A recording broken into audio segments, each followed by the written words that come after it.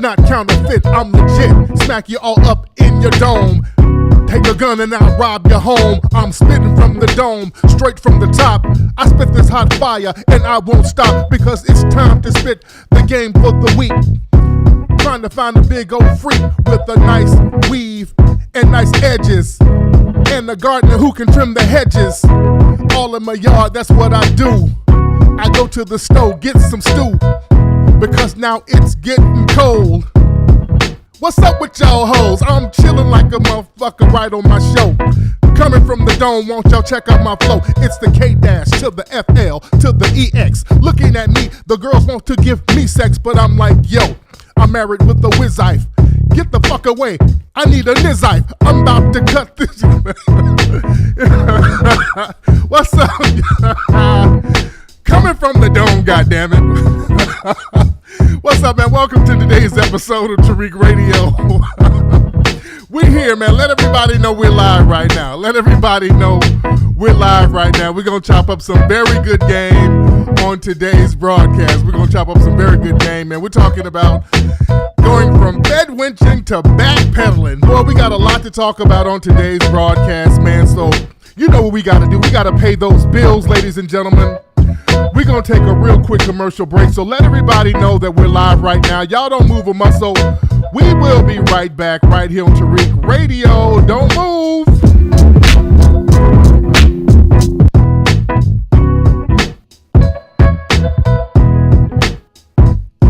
Listen up, squares. You need to get the legendary book on game, The Art of Mackin', by author Tariq King Flex Nasheed. Available on Amazon right now. Can you dig it? This book has been a bestseller for 20 years, Jack, and the New York Times called it a classic. That means it's out of sight. So this book ain't for no lames who ain't trying to learn the game. Jive turkeys. So if you're ready to stop slacking in your mackin', get the Art of Mackin' book on Amazon and Barnes & Noble right now, sucker. Rated PG. That stands for plenty of game. Jive chumps. Having problems finding employment to provide for you and your family. A candle is the perfect website for you. You're one click from your opportunities. So check out a candle, yeah, a candle.com. Check out a candle.com, yeah, a candle.com, yeah. Starting a garden has never been so easy at this time. So check out myseedsnow.com. With our 100% organic heirloom non-hybridized non-GMO seeds, we want everyone to be successful at growing their own organic gardens. We have culinary herbs, wildflower seeds, vegetables, and fruit sampler packs, all starting at just 99 cents. We even have sprouts and microgreens you can grow in the comfort of your home. Come join the fun and start growing your own organic food at myseedsnow.com. Once again, that's myseedsnow.com. Check out the 3-volume book series, Kicked Out of Heaven, The Untold History of the White Races, by author Keenan Booker. This book series gives you details about the history and the mindset of European society, and it teaches you how that mindset affects us today. So go to kickedoutofheaven.com right now to get your copies of these important books. That's kickedoutofheaven.com. Are you tired of nerdy platforms that refuses to acknowledge white supremacy and geek culture? Do you seek a black nerd podcast that covers topics like anime, video games, movies, and TV shows, and other topics that black nerds can relate to? Then you need to check out the podcast, The Swarthy Nerd, at swarthynerd.com. Join the host, the TV guru, and Yuki the Snowman every Tuesday on their mission to provide empowerment to black nerds everywhere. So that is swarthynerd.com. Swarthy is spelled SWARTHY, swarthynerd.com. Black Star Survival, a black-owned website providing outdoor urban survival gear for the black community. Black Star Survival also offers emergency preparedness kits, ammunition, firearms, and tactical gear aimed at helping the Melanoid family prepare and protect themselves. Go to www.blackstarsurvival.com and follow us on Instagram at blackstar_survival. I took Sub-Zero's Lifting the Veil IT Academy class. I doubled my income in, 8 months? I got a job as an ETL developer with a company just outside of Sacramento, $50 an hour. In a couple of his courses and a couple of his classes with hands-on training, I wound up getting my first job, making a little over $100,000 a year. The skills that I've learned have been invaluable. Go to ltvacademy.com. That's ltvacademy.com. It's tax time again. Let the experts at Clark Pro Taxes make filing your taxes easy for you. They can prepare your taxes in person or virtually in all 50 states. Just snap a picture of your documents and leave the rest to them. Let Clark Pro Taxes prepare your personal and business taxes. Clark Pro Taxes will not stop until you get your maximum refund. Go to clarkprotaxes.com now and schedule your free consultation with the owner, Victoria Clark. That's clarkprotaxes.com. As the world fights this deadly virus, one of the best ways to stay safe is to build an immunity that can withstand every disease and ailment without the need for medicines or drugs. With proper exercise and nutrition, immune-boosting vitamins, and a smoothie recipe from herbalorganicproducts.com, you'll be ready for the fight. At herbalorganicproducts.com, you can download their ebook that details how to make vitamin-rich smoothies that will help you fight diseases and are absolutely delicious. You'll even learn about top herbs that can add a spark to your sex life. Check out herbalorganicproducts.com and place your order today. Jaghetto.com. JEGHETTO.com. Tell a friend to tell a friend. The master puppeteer in the game for 20 years. First priority is the FBA community. Docu-puppetry, celebrating black legacy. Educate my people so my people can be free.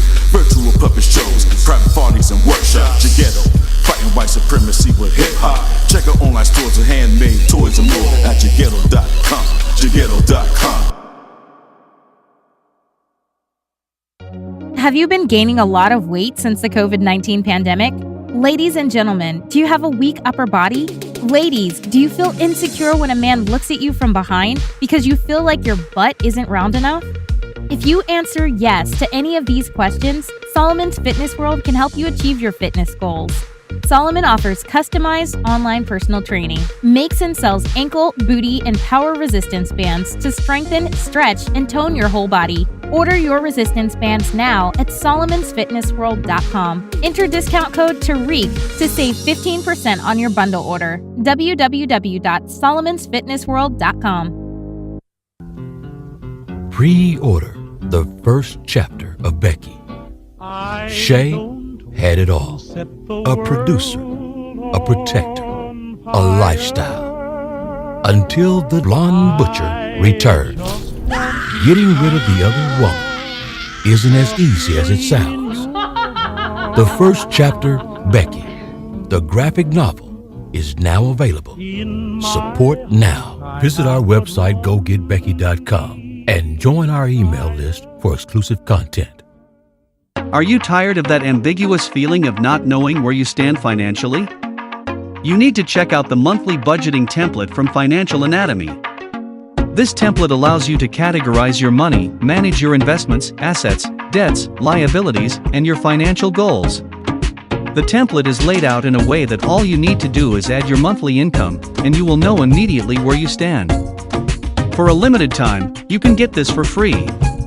Go to realmoneysuccess.com. That's realmoneysuccess.com. Use the code TARIQ2021 at checkout and get your monthly budgeting template for free. Bro, stop playing and start spraying. Leave an op on the ground where you stand. At all costs, yeah, make sure you protect it. Old goon juice, the formula been tested. You can defend yourself. If you find that you need a little help, gotta stay ready, ain't no love in the street. Pepper spray straight to the face, make them get weak. Get it at oldgoonjuice.com. If they thinking you slipping, then tell them to come get them some. If you packing this, you won't be lacking. A shot to the eye in them problems you having. Maximum strip, hit them haters on ground, so you can feel free when you out in the town. Old Goon juice and don't forget a shirt, man. You gotta stay ready, that evil on alert. Yeah. You are now tuning into the legendary Tariq Nasheed. I gave a little blood on that bridge in Selma. On Tariq Radio. I said, whoever threw that paper, your mom's a hoe. Oh, we're back, ladies and gentlemen. We are back. We are back. We are back. Glad to have y'all tuning in. Ready to chop it up as we always do. Don't forget, guys, the new movie, Backpedaling, it's going to be available next month, April 30th. It's going to be available on Amazon and all that good stuff. We're still trying to see if we can get a limited film release. We're trying to see which theaters around the country are open. We might be able to do some limited theatrical releases around the country. We're still working on that now, but the movie will definitely be out at the end of next month. You are not going to want to miss Backpedaling. I'm very excited about it. The movie looks phenomenal. It's a very long movie. This is longer. It's a little longer than some of the other films that I've done because we had to pack so much information in there. But I can't wait for you guys to see Backpedaling. For more info, go to backpedaling.com. We're going to have more updates and everything. I'm going to have a special surprise for some of my diehard listeners. I got a little surprise for them as far as the movie Backpedaling. I'm going to do some advanced stuff with some of my diehards, some of the folks that's been around for a long time. I got a little package I'm working on for the real deal hardcore listeners because April, the next month of April, that's going to be the anniversary of the Hidden Colors film being released. Hidden Colors was released initially April 2011. So it's been a decade since the documentary started popping. It's been a decade, man. This has been an action-packed decade. So Backpedaling is going to be a great extension of that. And by the way, you can see all the Hidden Colors films at hiddencolorsfilm.com. You can go to hiddencolorsfilm.com. But yeah, we're coming up with some creative things to do as far as the movie release, because the movie industry right now, because of the COVID thing and a lot of theaters being closed, man, the movie industry has to be creative. The mainstream movie industry is actually suffering right now because they can't do these big theatrical releases. So they got to be very creative. That's why the Coming to America movie, which is the #1 movie in the country right now, that's number one. That's the #1 movie because they had a deal where it didn't get released theatrically. It was exclusively on Amazon. So they were very smart in the way they did an online campaign and really, really worked that movie with a lot of online influencers. So they did a good thing. So this leaves a space for a lot of the indie filmmakers like myself. We're in a good space right now because we weren't dependent upon that big machine anyway. See, we knew how to go directly to the public. So we already had that pipeline there. So we're in a very good space right now. So this is why Backpedaling is so anticipated. It's going to be a great thing. Speaking of the Coming to America movie, and I'm glad that movie is doing very well. Do y'all know the guy, the lead actor in there, brother named Jermaine Fowler? Jermaine Fowler played Prince Hakim's son in Coming to America 2. He's a comedian. He's a good actor, very good actor. Did y'all know this guy was also dressing as a drag queen on that RuPaul show? That's just an interesting Hollywood tidbit. I find that very interesting. But Jermaine Fowler, I want y'all to Google that. This dude was a drag queen on the RuPaul Drag Race show. That's very interesting. Yeah, he was on Drag Race. Yeah, cross-dressing and doing the drag queen thing. That is very interesting. And we talk about this type of thing in Backpedaling, as a matter of fact, how in Hollywood, the question has to be raised. Now in Hollywood, what are some of the things you got to do to get on? Huh? What's some of the things you got to do to get on? That's just the question. I'm not saying anything. I don't know anything about the brother's sexuality or nothing like that, but I know he was on that show in drag. So, we know people have said for years, in order to get on, for a black man to get on in Hollywood, well, you got to put that dress on. Boy, they are not playing, boy. It was Celebrity Drag Race for one episode. Okay, that makes it better. Okay. It was Celebrity Drag Race for one episode. That's what somebody said. Okay. All righty. Okay. Yeah, he was dressing in drag on that show. Somebody said it was one episode. Okay, knock yourself out. Anywho, a lot of stuff, before we get into the main topic, a lot of stuff going on right now. For years, we've told people that not only does the right-wing Republican entities pay people to troll online, we've always talked about the Democrats doing the same. There's this dude who's a Democratic shill who calls himself Brooklyn Dad.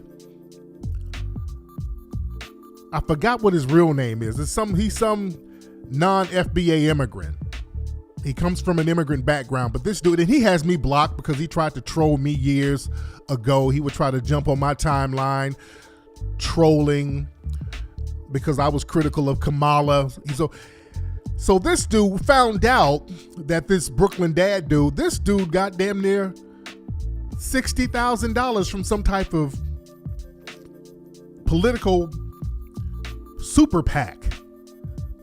We found some paperwork and some receipts on this dude, and he gets paid as a so-called social media consultant. Basically, what we've been telling people, these guys, they get a bunch of these immigrant shills from the Caribbean or from Africa somewhere, or even from India or the Middle East. They get these immigrants, these anchor babies, these tethers, and they pay them to come into black spaces, basically shit posting, trying to disrupt our conversations. Whenever we start talking about reparations, they got these paid shills, and we got the documents on them now. We got their paperwork showing how much they get paid. These Negroes get up here, or these pretend Negroes, we don't know what they are, but they're not FBA.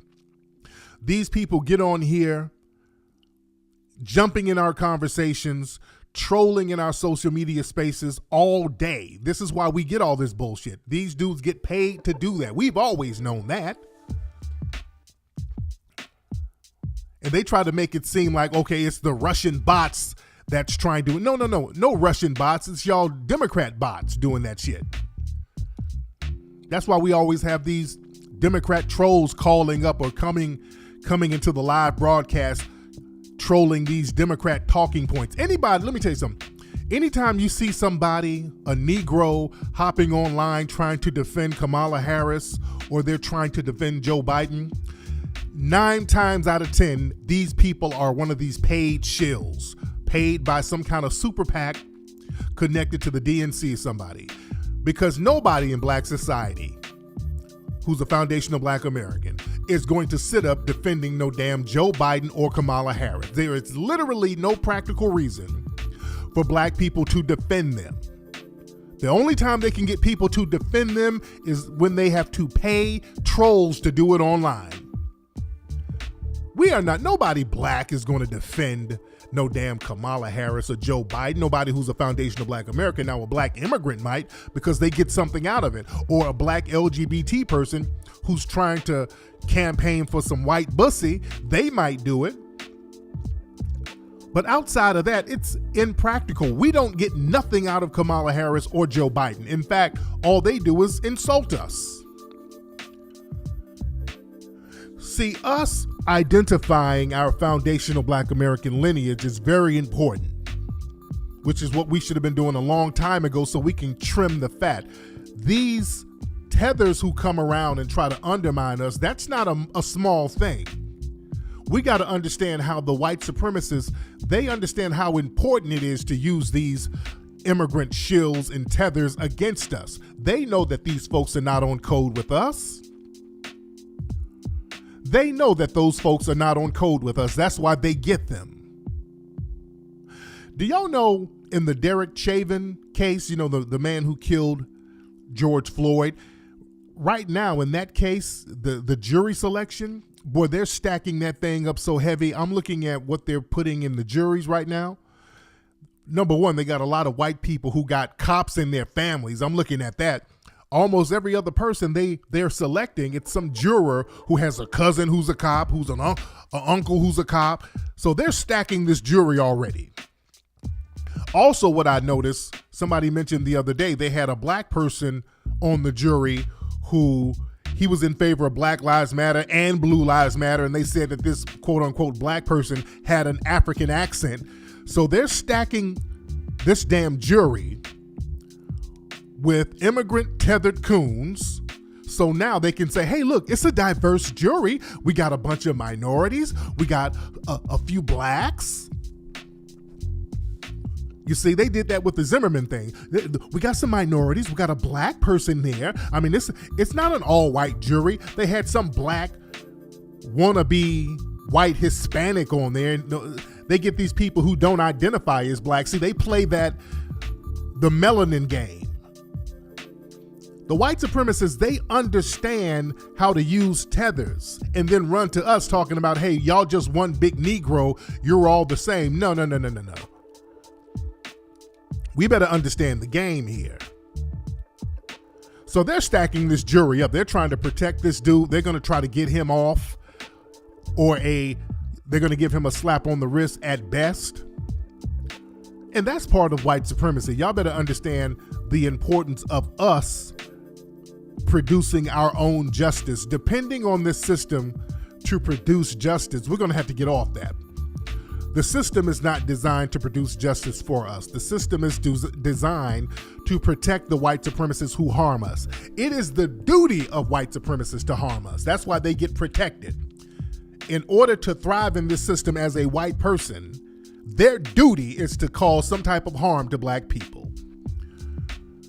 We have to stop this thing when we play these little games with them. We're going to have to learn how to produce justice. Shout out to everybody who has checked out the anti-black activity database.org. We got our own database, guys, that's community contributed, where we track data of anti-black hate crimes, anti-black murder, anti-black targeting, anti-black harassment. People are loving the site, and it's a great resource because we're tracking everything.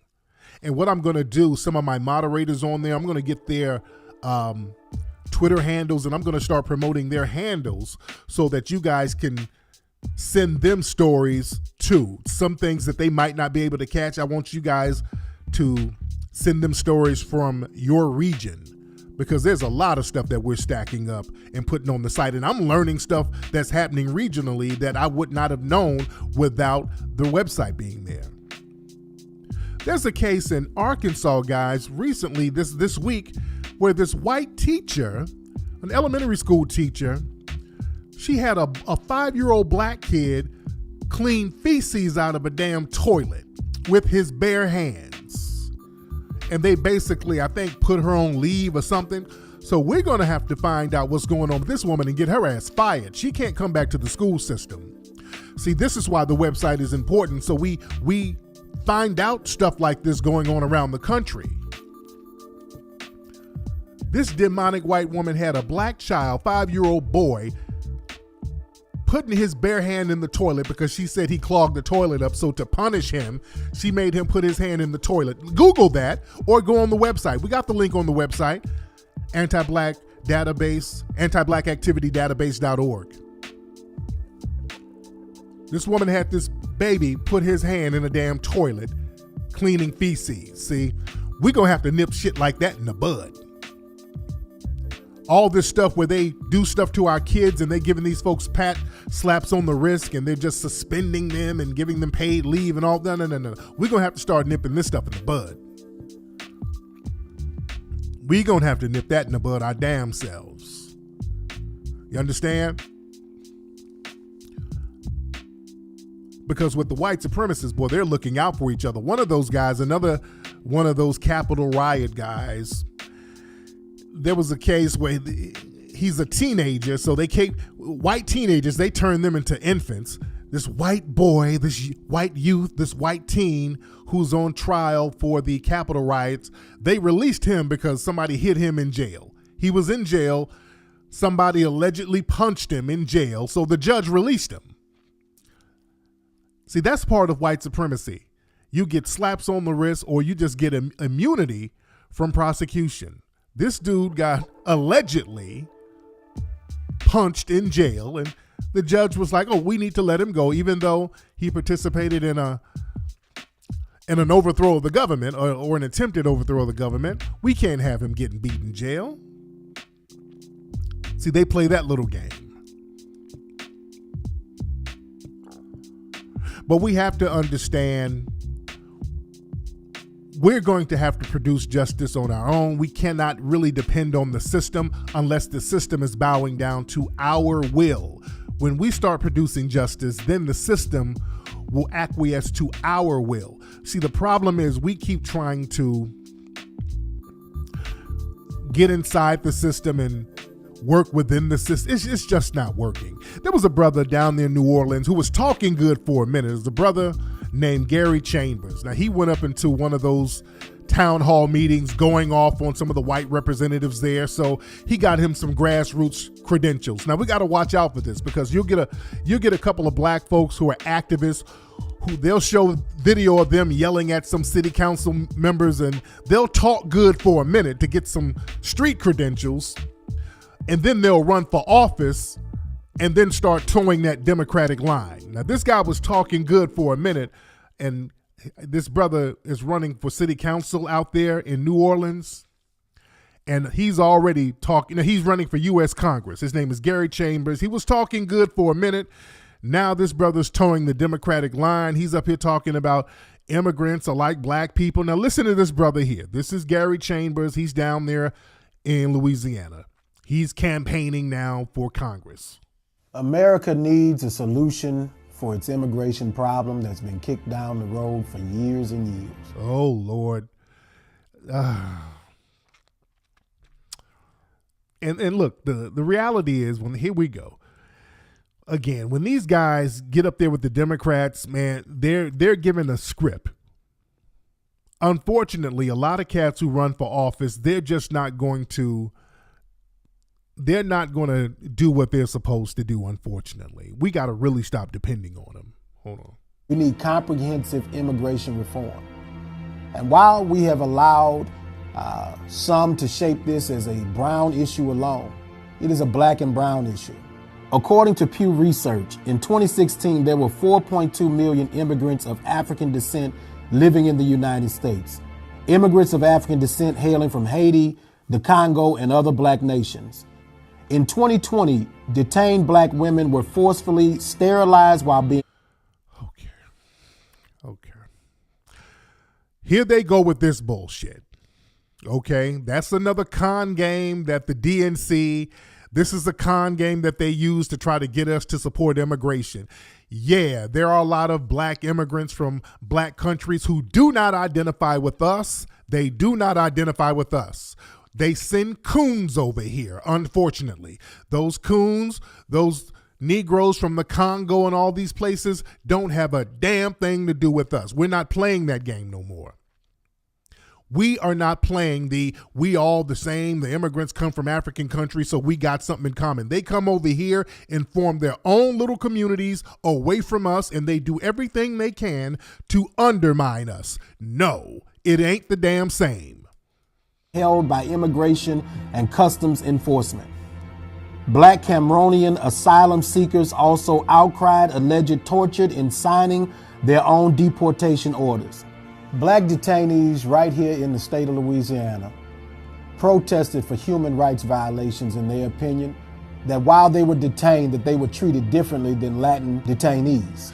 And those Negroes will sit here and cape for those same Latin detainees when they get out. Those Negroes, after we help them, we've helped them for years, and they'll turn around and call us all types of acadas and all types of negative names.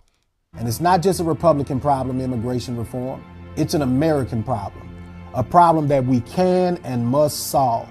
because we should not be mutilating people, caging children, and treating people less than because we believe they come from countries. We got to fix our own problems. We do not have time to worry about the issues of people from other countries coming over here. We got our own damn problems as foundational Black Americans.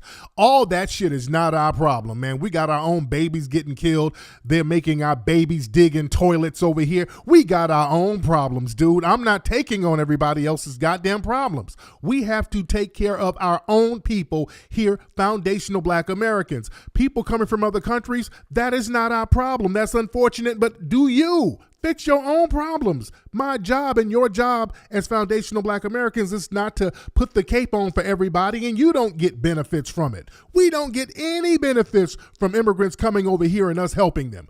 Zero. We get no benefits. There's nothing beneficial to us helping all of these other immigrant groups. Nothing. Literally nothing. We don't get anything out of it.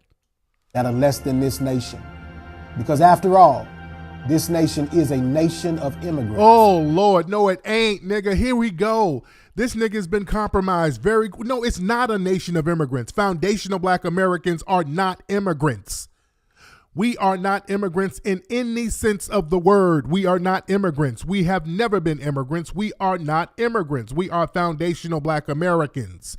We did not leave one place to go to a better place. We had to build an entire country on our own. Let's stop playing games. Some of us brought here by force. So let's be truthful. No, some of us brought here by force. That's not immigration, dude. That's not immigration. See, they try to conflate the slave trade with immigration. What kind of sick ass conflating is that? It is not the same. And also, many of us were already here. There was no country to immigrate to. It ain't the same in any sense of the word. It's just not the damn same. And let's be intentional to solve America's immigration problem. That this nation must treat all of its visitors and those seeking asylum with human decency and respect, and that this conversation is a brown conversation as well as a Black conversation. No, it ain't. That all people of the African diaspora deserve to be able to live out their wildest dreams in a nation that said, bring us your tired, you're hungry, and you're poor. They done gave this big nigga a plate of biscuits. No. They hold your own nuts. No, hold your own nuts. We are not the same. We are not no damn immigrants. Yeah, I want to know his background now. He might be an immigrant. Nah, see, these type of dudes, they got to go. They'll talk good for a minute and then they'll flip. Just like that Cory Booker chick. They'll talk good in the street for a minute and then they'll flip. Nah, we good. We're good. These Negroes keep selling us the hell out. No, we're good. Us caping for immigrants does nothing for us. Not only does it not benefit us, it harms us. It harms us. We allocate our limited resources to these immigrant groups who hoard the resources in their own communities. See, that's the killing thing. They get the resources from us and then hoard the shit in their communities, and we don't get none of it. We can't keep caping for no damn immigrant groups. The minute they get over here, they get resources that we help allocate and then circle around the shit and don't disperse them to us at all. Fuck y'all Akatas. We become all types of Katas and Mayates, and every one of these immigrant groups got a negative name for us. Man, fuck all that. Hold y'all own nuts. We are not the same. We are not the same. We got Asians right now on a campaign trying to criminalize us. Man, we can't keep doing that stupid shit, man. We got Asians out here right now trying to criminalize us. What they want with all this fake propaganda about them being attacked by us, they want policing of foundational Black Americans. This is what they want. The name of the game is to have us policed, to have a stop and frisk crime bill program for us. They're in the process of doing that right now, and you got dumbass fools out here talking about we feel a nation of immigrants. We are all in it together. No, we ain't. We got these immigrant groups that we help, that we finance, trying to criminalize us right now as we speak. We don't have time for the dumb shit. We don't have time for acting dumb. We got to stop playing these goofy games.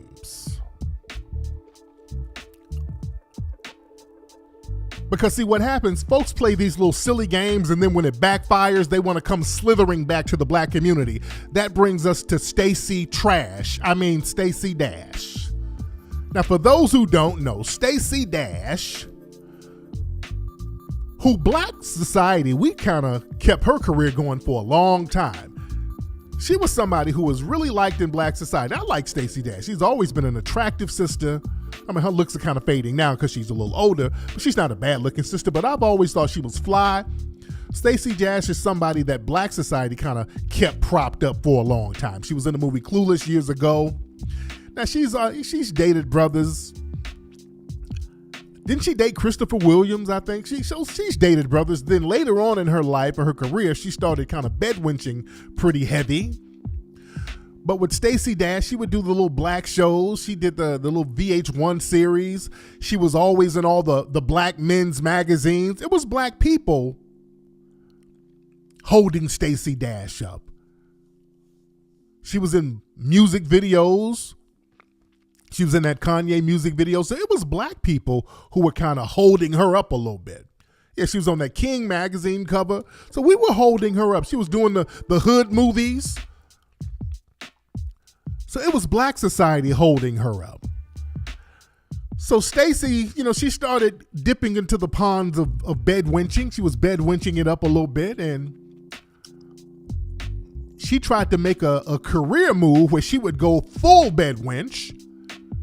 She thought, okay, my acting career is a little dry right now, so let me make this big bedwenching move and just hop in line with the whole Fox News right-wing anti-black crowd. Let me hop in with them and start spewing their anti-black talking points. Let me get in on some of this Candace Owens money. Let me get in on some of this cooning. So that was a big gamble that she made. She made this big gamble, and what happened? The gamble didn't pay off. She failed. The gamble did not pay off. The gamble backfired on her. And I'm going to tell you why the gamble backfired on her. See, she got into that thing. She saw the Candace Owens money. She saw a couple of other Sambos getting it in, the Larry Elders, people like that. So she said, hey, just spewing anti-black rhetoric, that's a quick bag I can get. I can get into this zone. I can be the black Trump supporter. I can get into that lane. I can get some of that Omarosa money. You see? She wanted to go that route. See, they thought that being a bedwench was going to be like a cool little retirement plan. But see, Omarosa even learned the hard way. When Omarosa found out that her usefulness was no longer needed, see, Omarosa started to try to call shots. Omarosa forgot that she was a token negress. See, Omarosa was towing the line. Omarosa got she got too ahead of herself. She would go to meetings and try to actually participate in the meetings and try to put her input in there. And they were like, no, get your ass out of here. No, this is serious business. We only need you for optics. So Omarosa tried to throw her little weight around like, hey, I've been knowing Trump for a long time. I've been kissing ass and towing the line for a long time. So I need to come to the meetings and give my input. They had to let her know, no, sweetie, no. When it comes to something serious, you're not a part of this thing. You better understand what a token mascot's role is. So she was getting her wake-up call and she didn't like it. So they ended up having to literally throw Omarosa out the White House. They had to lock the damn security gates on her ass. They had to change the security codes to get Omarosa up out of there. And Omarosa tried slithering back to the black community. Hey, y'all, they racist up there. Ooh, the Trump administration, they be doing a bunch of racist stuff, y'all.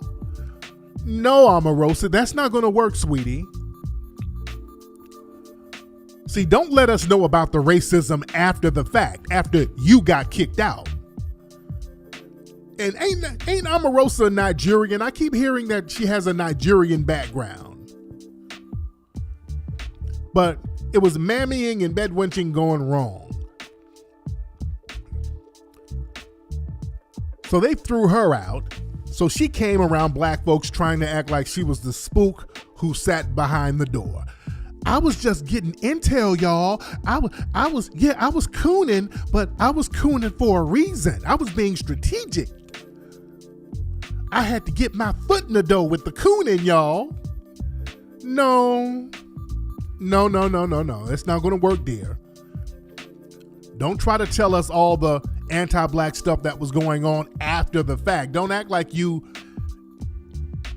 volunteered this information to us because this was your plan all along. No, you got kicked out. They turned on you and you got kicked out. You understand? See, that's the thing. Because, see, Omarosa, now people say she kind of has a strong face, but Omarosa's not a bad-looking chick. And that's the thing. See, when those bedwenches and mammies get around the white power structure and try to get into that bedwench role, see, there's the thing. If you look halfway decent, it's going to backfire on you. See, this was the problem with Omarosa. This is the problem with Stacey Dash. See, if you are a halfway decent looking bedwench and you try to get around some real reins of power, there's going to be a problem. There's going to be a major problem because, see, the white women are in the ears of these white men. You understand? The white women be reaching. Somebody said, wait, Omarosa, somebody in the chat room said Omarosa don't look good. Omarosa's not a bad looking chick. I mean, when she does herself up, she's not a bad looking. Her face is a little strong, but she's not a bad looking chick. Let's be real. Her face is a little strong, but Omarosa's not bad looking. Do you know what I'm saying? There's a difference. Some people got strong faces and they ugly than a motherfucker. Omarosa, she's not ugly. Yeah, she's not ugly. Omarosa's not an ugly sister at all. Let's not go there. She's not. Her face is strong, but she's not ugly at all. You understand? But listen, follow me. I want y'all to follow me and understand how this thing works. See, with Stacey Dash, that was another thing. Stacey Dash was too attractive to play that game. See, you try to play the bedwench game and then you try to get up there in the reins of power around these white powerful men. These white women are going to be behind the scene in the ears of these white men. I want y'all to understand the white women are going to be behind the scenes letting these white men know, come on, David, what is that nigger bitch doing up in there? Why are you frolicking around the office with that nigger bitch? These white women got a problem with that. White women be pulling the coattails of the white men. So you understand, they white mamas and their white sisters and their white wives be in their ear, letting them know, hey, you better get that nigger bitch up out the office. The white women know what it is. They've been knowing what it was since slavery. They knew when them fine young sisters be up in the house. They knew what white daddy had on his mind. They knew that. So when Stacey Dash was up in that Fox News crowd, them white women were in those white men's ear, letting them know she's going to have to go. Nah, y'all can't have her around. No. So they got her out of that mix. They got her out of it. They got her out of that Fox News thing. They found some bogus reason to get her up out of Fox News. She messed up her career in Hollywood doing all that mammying and bedwenching and spewing all those anti-black talking points. So now ain't nobody trying to hire her in the Hollywood game. Black society ain't trying to rock with her no more. She can't do the hood movies no more. We don't want to see her on those urban magazines no more. So she gets with some random white man and him and his daughters jump her ass. Remember, the white daughters were jumping on her. Then she gets arrested. So she got the bedwench wake-up call heavy. And from what I understand, on her mugshot, on her police report, I could have swore it said that she was Caucasian. That was another thing. Does this woman really identify as Caucasian? What's going on with this thing? So she got that wake-up call. And the thing is, Stacey Dash, she's not a foundational Black American. I think her mother is Mexican and her dad is from Barbados, I think. I know she's not a foundational Black American. She has a foreign lineage. And this is the thing. See, she thought, like those foreign countries, they have these little buffer class Negroes where you get benefits for being a buffer class Negro. You get these little benefits, and it doesn't work like that here.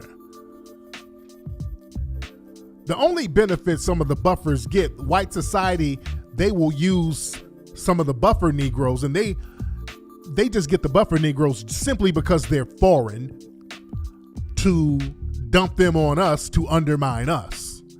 They don't really get any grand benefits or anything. They just use them. They might give them a cool little position here or there just to undermine foundational Black Americans because they know that they're not going to be on code with us.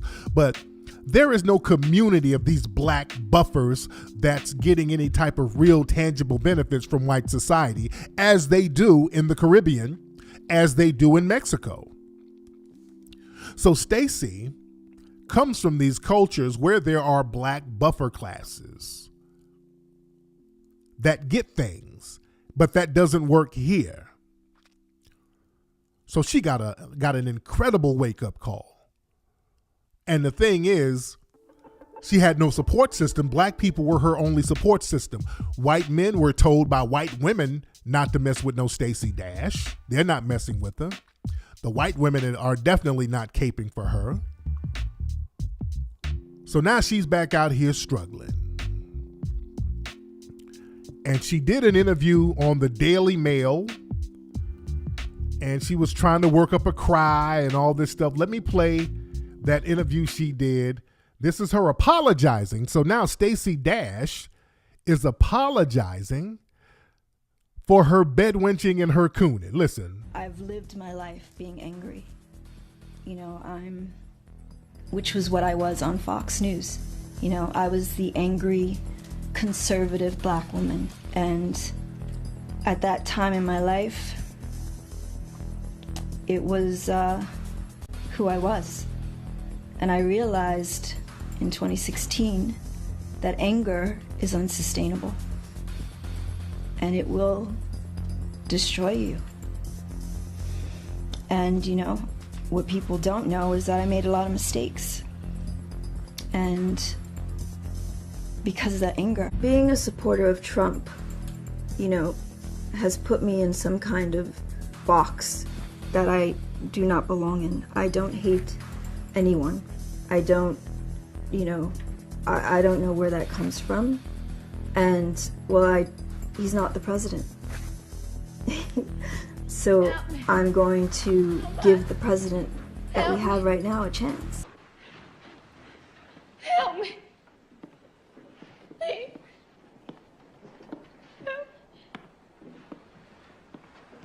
A negro.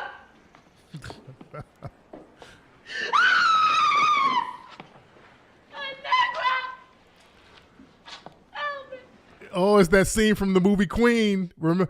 Oh, they come on back. I's a Negra. Oh, it's like that movie Queen with Halle Berry. She came back down. She got ran through the ringer. White society rejected her. So you come back down. I's a Negra. Help me. I's hungry. I's a Negra. I's a Negra. Don't come back down to us yelling you's a Negra. No, no, we don't want to hear, we don't want to see bedwench tears. No, ma'am. No. You made a gamble and you crapped out. That's what gambling is. When you make a gamble, you're going to have to live with the gamble you made. Don't come back down to us yelling, I was a Negra. I was hungry. I was confused. I was tired. I was a Negra. No, you got to live with that. You got to live with the decisions you make. You thought it was cool to shit on black folks. See, y'all better bet on black. Oh, you better bet on black. Y'all think it's cool to get around white mommy, white daddy. Y'all think there's going to be some kind of bedwench retirement plan. There is no bedwench retirement plan. If there was going to be a bedwench retirement plan, it would have worked for somebody already. It hasn't worked for anybody. The only person that thing might have worked for was the model Iman, who was married to David Bowie. She lucked up. That's just like the lottery. She lucked up on that David Bowie estate. You know, David Bowie died and left that woman $100 million. And they're still wrapped up in all types of legal things as far as that. But that's like hitting the lottery. That's like once every damn lifetime. That shit don't happen. But see, the thing is with Stacey, like I said, Stacey she's attractive. And going that bedwench route, trying to hit those upper echelon circles, being an attractive bedwench, that doesn't work. Because see, the white women are going to get you out the paint. The white women are going to be behind the scenes in the ear of white daddy telling them to get you up out of here. See, the only ones that can sustain a little bit are the big mammies like Diamond and Silk. See, they're non-threatening. Like Tyrannosaurus Burke, who's not a bedwench, she's a mammy, because the white men ain't trying to get with her sexually, but she's a useful mammy. Somebody who's not physically threatening as far as being attractive and all that. No, white women like them all day. They'll bring you around and, they'll have you around and they'll sustain you for a little while. They'll still get rid of you too. Like Tyrannosaurus Burke, they ain't really rocking with her like they used to. But yeah, the Stacey Abrams, they like they'll parade a Stacey Abrams around. You know, they like a big old husky mammy. That's what they like. Those who the white women get behind. The white women will get behind the big husky Stacey Abrams and people like that. You'll see Diamond and Silk all hugged up with a lot of white women. Notice you don't see Candace Owens doing that. And let me tell you something about Candace Owens. White women don't like Candace Owens. And this is one reason why Candace Owens, who does all the bedwenching and mammying, there's a reason why Candace Owens, if you look at her, she makes herself look homely. Take a good look at Candace Owens. Candace Owens is not a bad looking chick. That's another chick. Candace Owens is not bad looking. She's not bad looking at all. But I think Candace Owens will deliberately make herself look more homely so that she's non-threatening to them white women. Because I've seen her go out and do speeches or whatever looking so homely and raggedy. I'm like, how in the hell do you go out looking like that? You know better. I think she's deliberately trying to do that. I think she deliberately tries to do that. Just so she won't be threatening to the white women. You understand? That's how she's been sustaining for a long time. She don't get too dolled up. She don't get too glammed up because she's already running around with all those white men. So she knows that the white women got a problem with that. So she kind of has to tone it down a little bit. You understand? Take a good look. That woman knows how to doll it up and get it right. She knows how to get her shit together. She goes out the crib with these little whack ponytails and looking crazy as hell, but that's to make the white women secure. But the thing is, you got to toe this very delicate line with the bedwenching game. And see, a lot of bedwenches get out here and start backpedaling. Now we see the whole thing with Meghan Markle. Everybody's talking about the Meghan Markle situation. Now, the Meghan Markle situation, it's a great thing. It's a two-headed sword. Now, Meghan Markle, as you know, she was on Oprah the other day, her and Prince Harry, talking about the racism of the royal family. It has caused a big controversial stir. And I want you to notice a lot of white women have come out mad at this woman. They're mad at Meghan Markle. And the white British press, they've been attacking this woman. Now, Meghan Markle has not done anything negative to anybody. She's not done anything to anybody, but they attack this woman like crazy because she's a black person. Now, we can play the game. A lot of folks say, well, she ain't really black, she biracial. Now, that's a game that black folks play. In the system of white supremacy, you're black. And black folks are confused about how white supremacy works. Now, Meghan Markle said that somebody in the royal family said that her son Archie, who she had with Prince Harry, she said that there were people who were concerned about his skin tone. How dark is he going to get? This is why they've had their royal titles stripped from them. They had the royal title stripped from them because this woman has non-white ancestry. This woman has black ancestry. That's the reason why. That's the only reason why. And we know it. People can play this game, but that's the only reason why they strip their titles. So what they do in order to hide the racial aspect of it, they try to come up with all of these other ad hominem attacks. And the white British media, they would do stuff like report random things that Meghan Markle would do and report on it in a negative way. And they talked about this on that Oprah show. What's that other princess over there, Princess Camilla, one of those other white women, when she was pregnant, she was rubbing her stomach. The white press was over there like, oh, Princess Camilla tenderly rubs her stomach. She tenderly rubs her baby bump. And then when Meghan Markle was pregnant and she was rubbing her stomach, they were talking about Meghan Markle is being vain and selfish by rubbing her stomach. They would report stuff like that. I mean, it was very, very tacky. It was just the height of yellow journalism. There was one picture where the white princess, Kate Middleton, that's her name. Yes, Kate Middleton, that's her name. That's her name. All these white women over there, they look alike to me. All these white royal people, they look alike. I don't know who's who. But Kate Middleton was eating some avocado and they were like, Kate Middleton is eating healthy for two. And then they show Meghan Markle, she's pregnant eating avocado. Meghan Markle is eating avocado that's linked to certain infant deaths. I mean, they would do journalism like that. It would just be blatant. And recently, they were talking about, they showed a picture of Meghan Markle, and TMZ showed this, talking about Meghan Markle has on some earrings with diamonds in them, and the blood diamonds, they're blood diamonds that comes from the Saudi Arabians. I mean, this woman can't do anything. If she puts on earrings, they find a way to spin it into something negative. They literally said that this woman had on blood diamond earrings. So that's yellow racist journalism. And they got a lot of nerve. Anybody from the British press or the British royal family talking about a damn blood diamond. They got a lot of damn nerve. That one really stood out to me. Blood diamond. Y'all gonna put the blood diamond tag on Meghan Markle, and the damn royal family and the British government made so much money off blood diamonds themselves? Y'all do know De Beers is in London. The Oppenheimers and all of those diamond moguls, all of them are in London and in Britain. Blood diamond? Boy, y'all got a lot of damn nerve. Cecil Rhodes, he's the king of blood diamonds. This man who was British helped bring the British Empire in South Africa to get all of those diamonds. These people created the concept of blood diamond, and they had a violent, bloody monopoly on the diamond trade. Y'all gonna call that woman a person, she's wearing blood diamonds? Boy, y'all got a lot of nerve, man.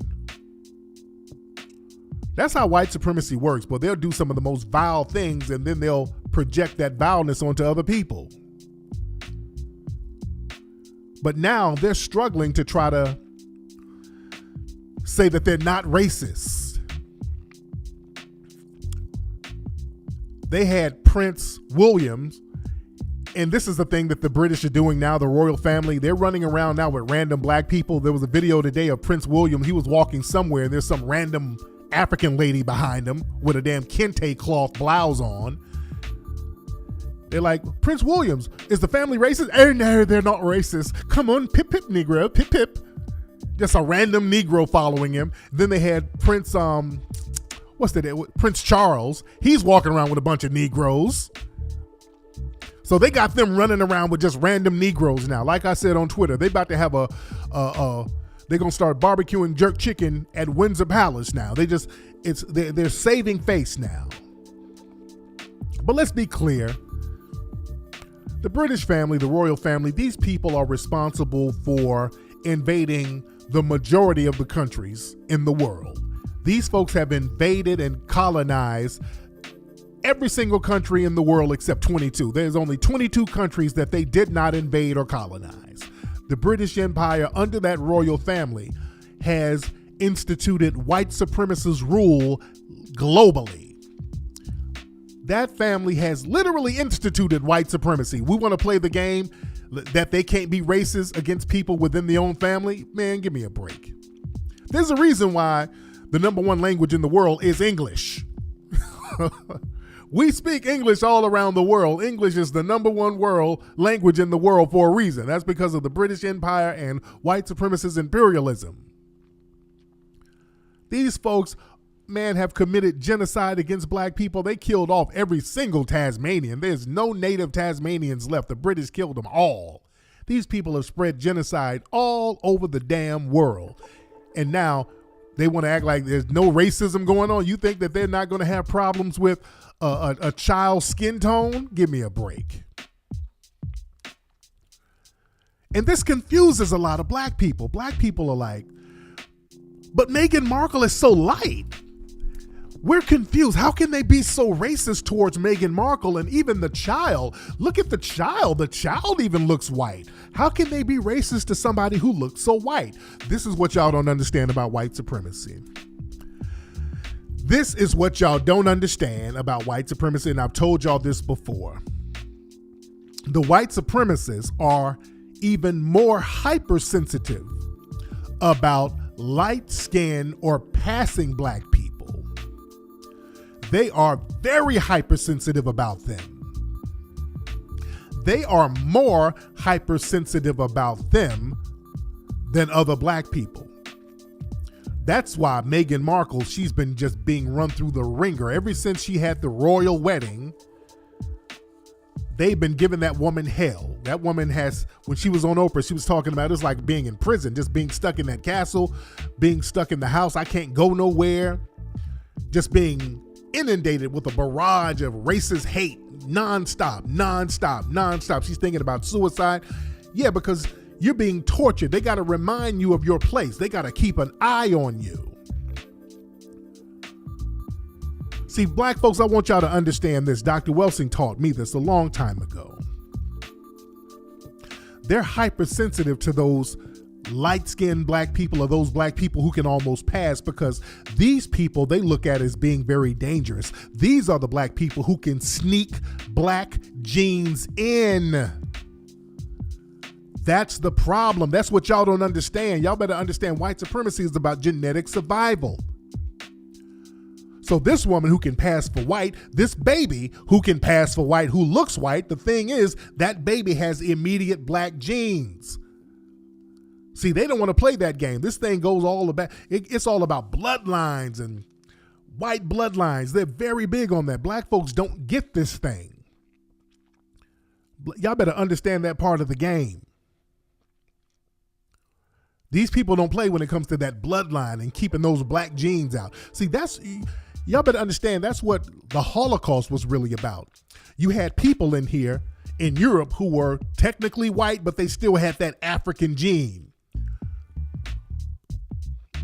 So they were talking about keeping the race pure. So we got to find all of these white people who got those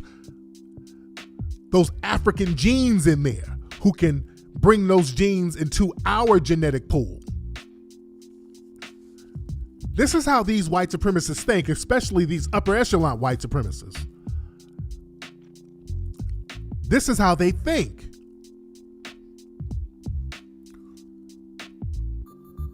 So she's always been a threat to them. See, being mixed and mulatto, biracial, all that, see, they throw that down to black folks where it means something in Negro circles. That shit don't mean a damn thing among those white elitist circles. That don't mean anything. In fact, that's a negative, because we got to watch this Negro, because this Negro might be trying to pull a fast one on us. You see, they put value on that shit within the lowers, but in the upper white supremacist range, that don't mean anything. Y'all better understand how white supremacy works. And you had people like Piers Morgan, who's been spewing anti-black racism for the longest. From what I understand, didn't Piers Morgan try to holler at Meghan, and then Meghan kind of curved him, and this man has went on a damn anti-black jihad against this woman, and he had to walk off his own show recently. And then they had Sharon Osbourne defending this dude. And remember, Sharon Osbourne, she's British too.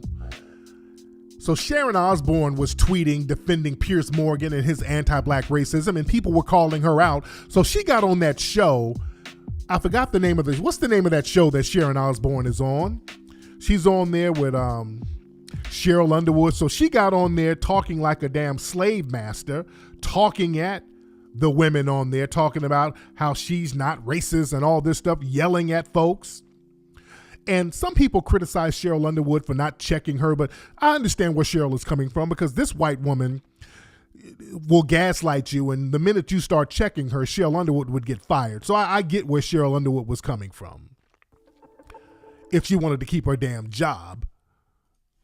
But this is Sharon Osbourne on the show, whatever show they're on The Talk. The name of the show is The Talk.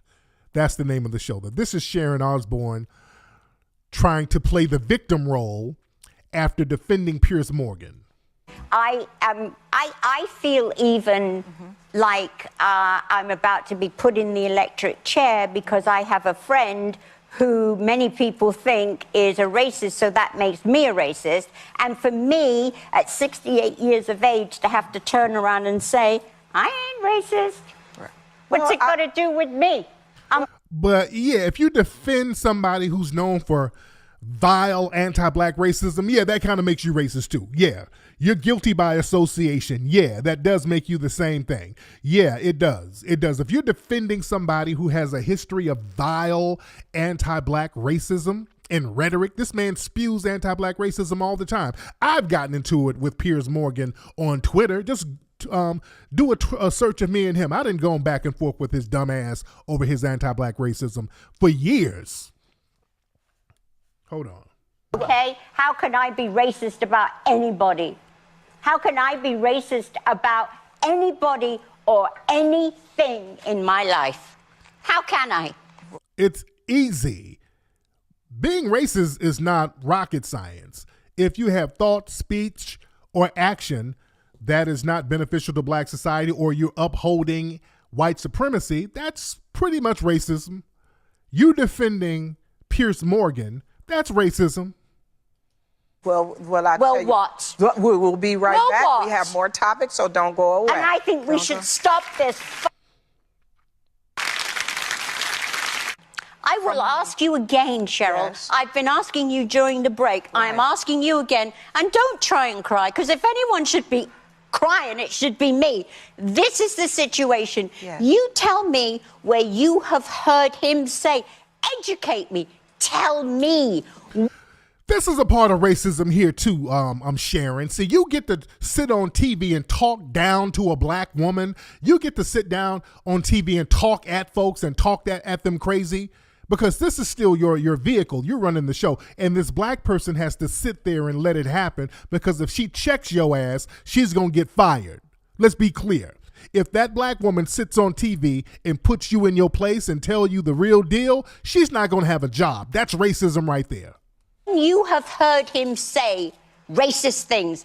Educate me. Tell me. It is not the exact words of racism. It's the implication and the reaction to it. To not want to address that because she is a black woman, and to try to dismiss it or to make it seem less than what it is. Now that's Cheryl Underwood talking, by the way. And Cheryl's trying to she's trying to be measured with her words, because she understands this white woman is trying to gaslight her so that she can snap on her, so the black woman can get put out. Makes it racist. But right now, I'm talking to a woman who I believe is my friend. And I don't want anybody here to watch this and say that we're attacking you for being racist. And for that, if I articulated I think it's anything, too late. I think that seed's already sown. But that is why I'm saying for me. I'm saying for me. I thought I was asking a question about the perception for other people. That's why I prefaced it with, I've never heard you utter anything racist, but I have felt that Pierce was racist in his stance against Meghan Markle, and the last time he was on this show, I said as much. Yeah, now look, when they start talking about this, educate me. Hold on, let me see. Let me hear some more. There's another clip here. I haven't heard this one. Let me play this one. Hold on. For me, I thought I was asking a question about the perception for other people. That's why I prefaced it with, I've never heard you utter anything racist, but I have felt that Pierce was racist in his stance against Meghan Markle, and the last time he was on this show, I said as much. I said it when he was on this show. And what was his answer to you? He didn't feel that it was racist. He didn't feel that the racial statements that he was making were racist. But I was talking to him. Okay, answer me this one, okay? Because I don't know. I don't understand. Okay. This is another thing. Black people, stop. This is a con game where they don't know. Educate me. I don't know. I don't understand. I don't know. When suspected white supremacists play this, I'm dumb, I don't know any better, please educate me. This is a con game. She knows Piers Morgan is an anti-black racist. This man has a long career spewing some of the most vile things about black people. They just hate getting called out for it. Hold on. Someone, and I think this is for everybody who is born white. If Piers doesn't like someone and they happen to be black, does that make him a racist? No. That's a no. No. Right. So why can't it be he just doesn't like her? Okay, because the thing is, why don't you like him? You're making up reasons to not like a person, and the only common denominator is their blackness. See, we're not going to play that game. Well, he doesn't like her, but it's not because of racism. Okay, what's the problem? Why don't he like her? Why is he always attacking this woman? He's not attacking white women like that. Piers Morgan is always talking greasy about black folks. He's not talking greasy about white people. See, that's the thing that makes it racist. When you're targeting one group of people, when you always lower the bar to attack one group of people, that's the thing that makes you racist. That makes you a white supremacist. Pierce don't do all this with no other groups of people. This man has a long career of just going in on black folks, antagonizing black people. Why does it have to be racist? It's almost like, I'm sorry, Cheryl. No, you go It's ahead. almost like yesterday when you were talking, Mrs. O, it sounded like he was really upset about, what you were saying is a royalist. Like, he is just so, deep into he is. honoring the crown and honoring, and do I agree with what he said? No, like you. No, I Do don't I agree. think he should have walked off set? No. Do I think he should have sat there and listened to his other co-hosts like we're doing? Okay, so that's basically Sharon Osbourne is sitting there denying racism, which is a tactic of white supremacy. We're not going to see, the thing is with her, and this woman is British, and they got this thing where, how dare you minions question me? See, they got that thing. Because see, white supremacy is based on the royalist system, as our brother Neely Fuller taught us. So how dare you question us? Yeah, we're questioning your ass. You wanted to practice white supremacy, we're going to call you out on it. We're not waiting on you to confess to you being a damn racist or a white supremacist. See, that's the thing. We're not waiting on you to confess. And that's the problem they got with Meghan Markle. See, Meghan Markle has blown up the spot inadvertently. She blew up the spot because, she couldn't really get in where she wanted to fit in. They put her in the Negro circle. That big fairy tale wedding and all that didn't mean a damn thing. They put her in the Negro circle. She couldn't get in where she wanted to fit in. So now, she threw a hand grenade. She blew up the spot. Inadvertently, begrudgingly she did, and I'm glad she did. But white society, they hate that. They hate letting a black person in big circles, and then that black person blows up the spot. That's one of their biggest fears. That's why they've been so careful about bringing certain black people into elite circles. That's why the white right-wing media over here is acting a fool about it. See, they look at that as a threat. They look at that as a major threat when you let a black person in the big circles and then they expose the racism in those circles. They're like, oh shit. Because you're damaging them now. Now, Megan better be very careful because what they're doing now, they're setting that woman up so she can be assassinated, to be honest. The way they're setting her up now, they're setting that woman up to be assassinated.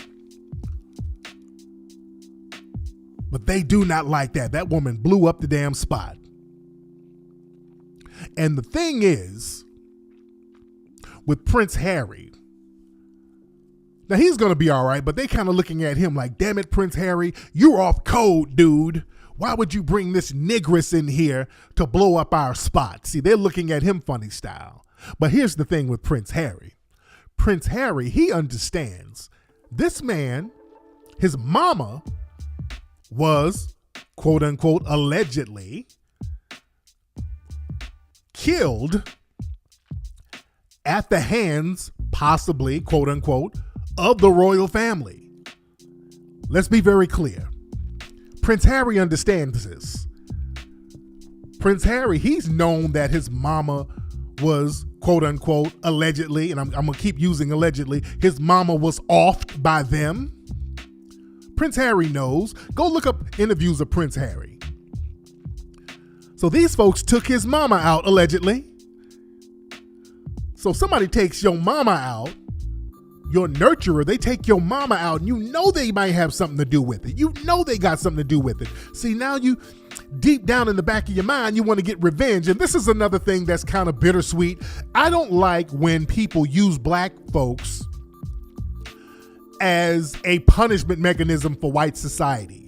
They use black people to rebel against the family. You understand? Mom, if you don't give me what I like, I'm going to grow up and date a black dude. You know, it's that type of thing. I don't like when people use black folks as a revenge mechanism because that puts a negative connotation on us. You understand? A white boy, Mom, if you don't get me a fucking Xbox, I'm going to go date Shaquita from the projects, Mom. Get me a fucking Xbox, Mom. I'm going to have a big black girl with a big black eyes. I'm going to fucking date her, Mom, and take her to your bingo games and show her off. Embarrass you, Mom. You know, a lot of white people use black people to get revenge on their families. I don't like that. I don't like that. That's not cool to me. That's not cool. So a lot of folks, you know, they'll date black because they have some kind of deep-seated revenge thing going on in their soul. And this looks like the game with Harry. Harry knew that, you know, this was going to get at his family. He might have been plotting and planning this for a long time because let's be clear. When Princess Diana was killed, she was with Dodi Fayed, who's a non-white man, who's a Muslim, Egyptian non-white man with those African genes. And the rumor is that she was pregnant by him. So again, the thought of a non-white baby being born into the royal family, that was going to be a problem. So all of a sudden, they're chasing her around in Paris and then she gets killed and they say it was the damn paparazzis. Why are you running for your life from the paparazzis? Who's running for their lives from cameramen? They were speeding through Paris, running for their lives. You think they were running from somebody with cameras? Princess Diana and Dodi Fayed. Dodi Fayed was worth billions of dollars. They both get killed. Dodi Fayed's father, he said that it was the British government who had his son killed with Princess Diana. I want y'all to Google that. The father said that. He's always maintained that. And Prince Harry was alluding to some of that stuff for a long time. You understand? These folks don't play that game when it comes to those genetics. They don't play that game. So Prince Harry, knowing this, that his mama was potentially killed because she was going to have a non-white baby. As a child, you thinking, how can I get revenge? Somebody took my mama out. How can I get revenge? Well, I'm going to have a non-white baby too. and blow up the spot when I get older. Yeah? We better understand how this game works.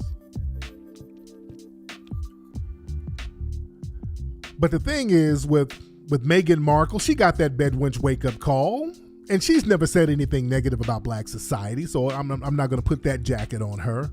But now that we see that fairy tale thing is not true. There is no fairy tales. There's no exit strategy for bedwenching. You know, if that was the case, that would have happened already. It just doesn't happen. There's no retirement plan for bedwenching. It just doesn't work. It doesn't work at all. Somebody said, why did they let them even marry? I mean, hell, they basically eloped to a certain degree. You know, they eloped. You know, some people are going to do what they want to do. But the thing is, them attacking her nonstop, that's them. The white supremacists, when they have black folks around, they have to remind black people daily of their status. They had to let her know, look, you're not going to have any royal titles. We're going to strip your titles. Why? Because we can. Your baby, who's supposed to have a royal title, we're going to strip that title too. Why? Because we can. There's literally no reason why other than the fact that this woman's black. Literally no other reason. And they try to make up other reasons. Well, she didn't curtsy, or she didn't bow down, or she didn't do that. There's no other reason. It's simply because she's black. And I want black people to stop playing this game where you are afraid to acknowledge white supremacy. Stop being afraid to acknowledge white supremacy. Stop being afraid to acknowledge racism. Sitting up acting scared about it ain't gonna do nothing. The fact that you're scared to say something to white people proves white supremacy, because you think, okay, if I say something to white people, they're going to deprive me of something. They're going to deprive me of a job. They're going to deprive me of benefits. That there proves white supremacy. If you're going to be punished for calling white supremacy out, that's proof that white supremacy exists. And see, the British, they got this thing where they try to act polite with their white supremacy. They think they're refined. No, these people, they cut you right to the chase with their white supremacy, their racism. See, their racism isn't about just running around yelling nigga, nigga, nigga all day. It's all about putting the policies together.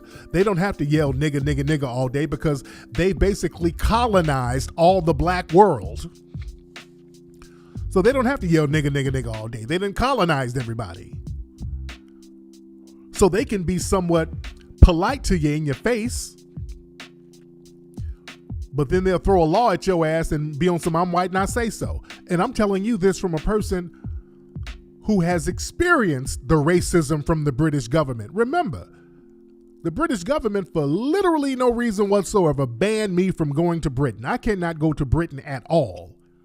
And they still really haven't, they've never given an official reason why. Now we know why, because I speak about anti-black racism.